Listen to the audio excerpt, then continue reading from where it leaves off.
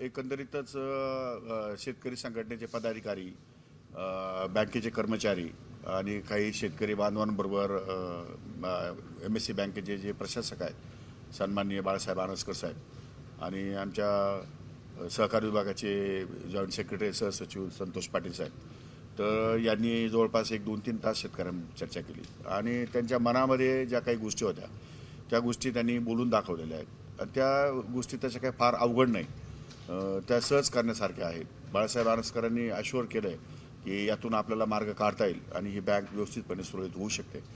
त्या संदर्भामध्ये आमच्या शेतकरी संघटनेच्या काही पदाधिकाऱ्यांची मागणी आहे की जी काही कायदेशीर वसुली सुरू आहे त्या कायदेशीर वसुलीला 1-2-3 महिने या ठिकाणी स्थगिती दिली पाहिजे. तर त्या दृष्टिकोनातून मी आज आपल्याला जाहीर करतो की मी सहकार खात्याला आणि या सगळ्या आमच्या प्रशासकांना त्यांना सुचवलेलं आहे, सांगितलेलं आहे की 3 महिने आपण कुठल्याही प्रकारची कंपल्सरी वसुली या ठिकाणी शेतकऱ्याची करायची नाही आणि जोपर्यंत फक्त अगदी विनंती करून जर कोणी पैसे भरणार असेल तर या ठिकाणी त्यांनी पैसे भरावे आणि लवकरात लवकर ही बँक चालू होण्यासाठी जवळपास जे 50,000 शेतकरी सभासद आहेत त्यांनी आपले अकाउंट सुरू करावेत आणि चलन या ठिकाणी बँकेमध्ये फिरलं पाहिजे. त्या दृष्टिकोनातून या ठिकाणी आमच्या येत्या महिनाभरातला प्रयत्न राहणार आहे. त्यासाठी ज्या ज्या वेगवेगळ्या प्रकारच्या स्कीम आहेत त्या स्कीम आम्ही या ठिकाणी आणणार आहोत. गेल्या 8-10 दिवसामध्ये लगेच नवीन OTS स्कीम या ठिकाणी लॉन्च करणार आहोत. आता OTS स्कीम लॉन्च करत असताना नाबार्डचे काही नियम आहेत, काही रिझर्व्ह बँकेचे नियम आहेत. एकच धोरण या ठिकाणी राबवावं अशी सर्वसाधारणपणे नाबार्डची अपेक्षा आहे. परंतु आता काही मयत सभासद झालेत समजा, त्यांच्याकडनं आपल्याला त्यांना एकच न्याय देता येणार नाही, त्यांच्या वारसासाठी परत वेगळा न्याय करता येणार नाही. म्हणून त्यांच्यासाठी वेगळा न्याय, जे अल्पभूधारक आहे त्यांच्यासाठी वेगळा न्याय, जे बहुभूधारक आहे त्यांच्यासाठी वेगळा न्याय, म्हणजे अशा प्रकारे रेट ऑफ इंटरेस्टच्या संदर्भामध्ये आम्ही चर्चा करू आणि एक स्कीम OTS एक नवीन स्कीम या ठिकाणी शेतकऱ्यांसाठी लॉन्च करू आणि एक अतिशय सौहार्दाचं वातावरण, आत्मविश्वासाचं वातावरण शेतकऱ्यांमध्ये कसं निर्माण होईल या दृष्टिकोनातून सामुदायिकरित्या आपण सर्वांनी प्रयत्न करावेत. असे आमचे सगळे लोकप्रतिनिधी खासदार बसलेले आहेत. 2-3 खासदार होते, आमदार राहुल आहेर होते, आमदार नितीन पवार होते, आमदार सरोज आहिरे होत्या, आमदार दिलीप काका बनकर होते. म्हणजे अशा प्रकारे आम्ही सर्वजण, नरेंद्र दराडे माझ्याशेजारी बसले, अशा प्रकारे आम्ही सर्व या ठिकाणी साधक बाधक चर्चा केलेली आहे आणि प्रकाश शिंदे माझ्याशेजारी बसले, त्यांनी पण त्यांची बाजू, शेतकऱ्यांची बाजू अतिशय प्रखरपणे मांडली आणि त्या दृष्टिकोनातून जे जे शक्य आहे ते करण्याचा निर्णय आमचा या ठिकाणी झालेला आहे.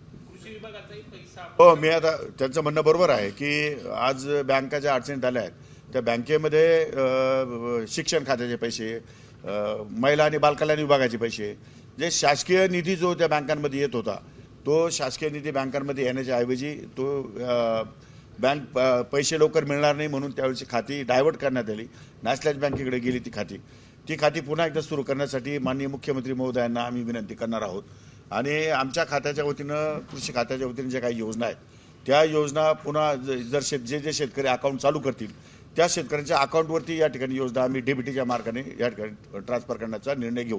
काही शेतकऱ्यांमध्ये असा काही गैरसमज आहे की संचालकांनीच बँक बुडवली की काय? हे बघा, तो प्रचाराचा मुद्दा आहे, गैरसमजाचा मुद्दा आहे. तो मुळात असं आहे की कुठल्याही संचालकाकडे थकबाकी येणं नाही. 1-2 संचालक असेल फार झालं तर, पण 99% संचालकाकडे काहीही येणं नाही. संचालकांनी कर्जही घेतलं नाही वैयक्तिक. संचालकांनी राजकीयदृष्ट्या आपल्या पदाचा गैरवापर केल्याचं सांगता येत नाही.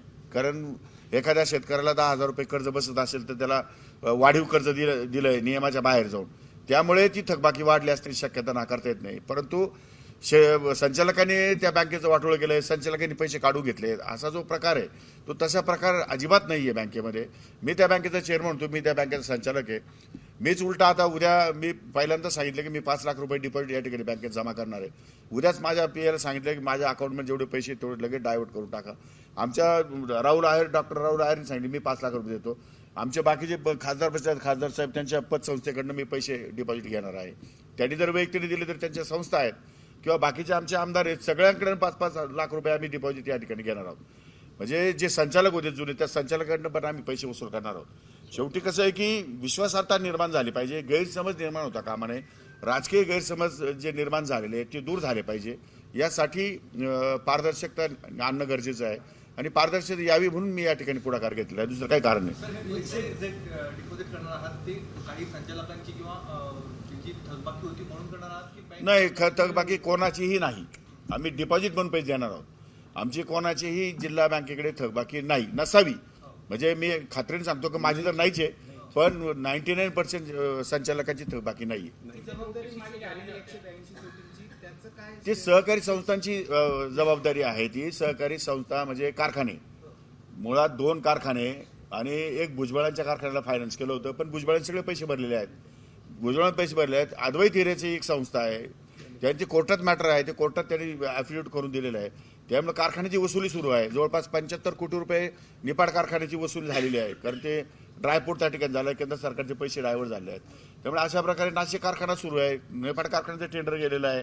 मानसिक महिन्याला त्यांचे दर महिन्याला भाडं या ठिकाणी वसुली चालू आहे. अकाउंट चालू आहे, अकाउंट थकलेलं नाही आहे. पण त्या सहकारी संस्थांचं येणं आहे, ते संचालकांचं नाही येणं.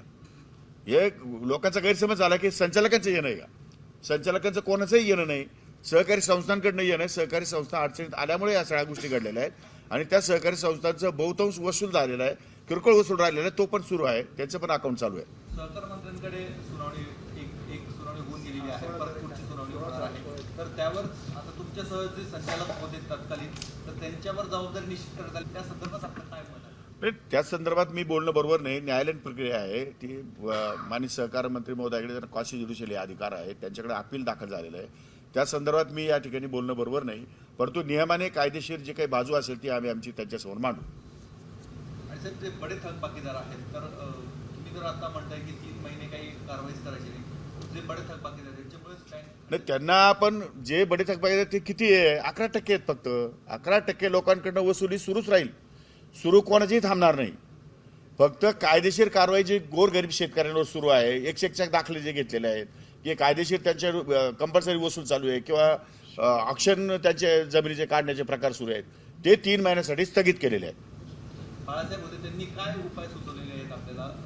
नाही, त्यांनी नवीन OTS स्कीम या ठिकाणी करायची आहेत. शिवाय MSC बँक आहे ती रिफायनान्स जिल्हा बँकेला करणार आहे. मधून शेतकऱ्यांना कर्ज उपलब्ध होण्यासाठीची जे काही गोष्टी कराव्या लागतील ते राज्य सरकार आणि MSC बँक मिळून 2 जण करणार आहोत आम्ही. आणि शिवाय शेतकऱ्यांना कर्ज भरणं सुलभ व्हावं म्हणून त्याचे इन्स्टॉलमेंट आणि OTS एक नवीन स्कीम या ठिकाणी लॉन्च करणार आहोत.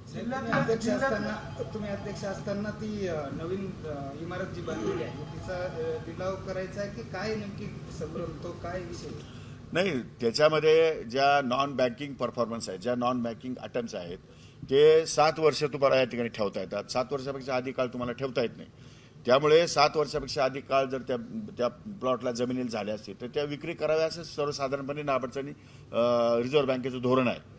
पण त्या संदर्भामध्ये जरी बाळासाहेबांनी सांगितलं की जरी ऑप्शन काढलं तरी सुद्धा व्हाईट रक्कम एवढी भरणारे माणसं कुणी पुढे येणार नाही. त्यामुळे जर त्याची रक्कम वाढवायची असेल तर तिथं खाली आम्ही एक टिप टाकली पाहिजे की जो कोणी याच्यामध्ये ब्रीडर सहभागी होईल त्याला MSC बँक फायनान्स करेल. म्हणजे मग त्या कर्ज घेऊन आणि ते बँकेची किंमत वाढवावी यासाठी त्यांनी तो एक मार्ग सांगितला. नवी बँक झाली होती द्वारका परिसरामध्ये, पण तिचा वापर पुन्हा बंद झाला आणि पुन्हा आपण ही पण म्हणजे इन्व्हेस्टमेंट वाया जाते असं नाही, इन्व्हेस्टमेंट व्हायला नाही जाणार, ते पैसे वसूल होतील, तो काय भाग नाही आहे. परंतु समजा बँक परत जोरात आली ती नॉन परफॉर्मिंग असेल तरी विकायची वेळ येणार नसेल तर विकणार नाही बँकेचे व्यवहार सुरळीत सुरू झाले, नव्याने सुरू झाले तर बँक विक्रीचं काही कारण नाही. आज विक्रीचा विचार काय येतोय की लोकांचे पैसे देणं बाकी आहे, डिपॉझिटर्सवाले लोक मागे लागलेले आहेत आणि बँक राहील की नाही या संशयाने लोक पछाडलेले आहेत. त्यामुळे बँक पहिली जिवंत आहे, बँक राहणार आहे, बँक चालणार आहे, बँक कर्ज देणार आहे, अशा प्रकारचा संदेश लोकांमध्ये गेला पाहिजे आणि त्यासाठी जाणीवपूर्वक आम्ही सगळे एकत्र बैठका घेतो. तिकडनं झालं का आणि इकडं झालं का, ही बँक रिकामीच होती ना, त्यामुळे इकडनंही झालं काय तिकडनं झालं काय काही फरक नाहीये. त्यावेळेचा स्टाफ मोठा होता, त्यावेळी दोन्हीकडे पण या इमारतीमध्ये बसायला जागा कमी होती म्हणून ती इमारत आपण पर्याय बांधली. आता कसं झालं की स्टाफ कमी झालाय, व्यवहार कमी झाले, चलनवलन या ठिकाणी कमी झालंय, कर्ज या ठिकाणी वितरण कमी झालंय. त्यामुळे मग आता एका बिल्डिंगमध्ये भागतंय एका बिल्डिंगमध्ये भागतंय तर मग ती बिल्डिंग कशाला हवी, मग ती विक्री केली पाहिजे असं एकंदरीत त्यांचा सेन्स दिसतोय. पण एकदा व्यवहार सुरू झाले की मग त्यानंतर तो निर्णय घेता येईल. नाही, आता हे सगळं कसं आहे की भूत पिशाच आणि या गोष्टीवरती माझा विश्वास नाही आहे की अमक्या ठिकाणी बसल्याने तमकं होतं, तमक्या ठिकाणी बसल्याने अमकं होतं, असं काही होत नाही. एकीकडे सक्षमीकरणावरती चर्चा होत असताना जिल्ह्यातल्या जवळपास 500हून अधिक विकास सोसायट्यांना कालच नोटिसा बजावलेल्या आहेत, तर त्याच्यावरती प्रशासक आणि इश्यू आता तो एक पार्ट आहे. ज्या पॅक्स आहे तो जिल्हा बँकेशी जोडलेल्या त्या एक संस्था आहेत. मुळात जिल्हा बँकेने फायनान्स पॅक्सला केलेला आहे, शेतकऱ्यांना नाही. त्यामुळे शेतकरी हा जिल्हा बँकेचा कर्जदार नाही आहे. जिल्हा बँकेचा कर्जदार ही पॅक्स आहे, म्हणजे गावातली विविध कार्यकारी सेवा सहकारी संस्था आहे. आणि सेवा सहकारी संस्थांनी जे वेगवेगळे बिझनेस करायला पाहिजे ते बिझनेस न केल्यामुळे एकाच बिझनेसमुळे त्या संस्था पण अडचणीत आलेल्या आहेत. सचिवाचे पगार काही कारणास्तव सचिवाला पगार द्यावे लागतात. केडरमध्ये पैसे भरावे. बरं, पूर्वी केडर बँकेच्या अंडर होतं, आता ते केडर सेपरेट केलेलं आहे सहकारी विभागाने. आता ते केडर पण बँकेत विलीन करण्यासंदर्भातला प्रस्ताव आम्ही देणार आहोत. आणि केडरचे कर्मचाऱ्यांना बँकेच्या कामामध्ये समावेश घेण्याचा विचार आहे आमचा. त्यामुळे आपल्याला जे काही पॅक्समधून जे काही आपल्याला कर्ज वितरण होतं ना, त्याला 3% पैसे द्यावे लागतात. ते 3% द्यावे लागणार नाही अशा प्रकारचा विचार आपल्याला भविष्य काळामध्ये करावा लागेल. त्याच्यावर कायद्यात तरतूद करावी लागेल. बँकेचे लायसन्स रद्द होणे नाही, तो फक्त CRARचा इश्यू आहे. पण त्या संदर्भात तो मेंटेन करण्यासाठी रिझर्व्ह बँकेला आम्ही लेखी पत्र दिलं नाबार्डला की राज्य सरकार त्यासाठी लागेल तेवढा निधी या ठिकाणी देण्याच्या मानसिकतेमध्ये आहे. राज्य सरकारनं त्याची मानसिकता झालेली आहे राज्य सरकारची. खाते सुरू करायचे, परंतु जे काही कर्जदार आहेत त्यांच्या खात्यातून ते वर्ग केले जातात. जे काही तुम्ही अनुदान देण्याचं म्हणताय, तर ते कर्ज खात्यात वर्ग केले जातात. त्याच्यामुळे कुठेतरी नाही, आता त्याला बंधनं घालू ना आपण. त्याला सगळी बंधनं घालू आपण. त्याला सगळी बंधनं घालू की अशा प्रकारचं कोणाच्या उद्या श्रावणबाळ योजनेचे 1500 रुपये अकाउंटला गेले तर ते काय कुठल्या खात्यात कर्ज खाती जाणार नाही. तर श्रावणबाळ योजनेमध्ये जो सदग्रस्त वयस्कर आहे ते त्यालाच मिळाले पाहिजे. त्या खात्यामधून कमीत कमी खातंच चालू होईल त्याचं. पण ते नुकसान भरपाईचे पैसे येणार आहेत उद्या शेतकऱ्यांना. नुकसान भरपाईचे पैसे त्याच्या अकाउंटला गेले पाहिजे. पण आम्ही ते याच्यात जमा नाही करणार, कर्जा जमा नाही करणार. सबसिडीज येतात समजा, त्या कर्जात जमा करून घेणार नाही. फक्त त्यांनी ते पैसे काढून, तो जर व्हॉलंटरीली म्हणला माझे पैसे कर्जात जमा करा तर आम्ही करू. तो म्हटला मला पैसे पाहिजे तर आम्ही त्याला परत देऊ. असं धोरण करावं लागेल. आमदार बच्चू कडूने आंदोलनाचा इशारा दिला.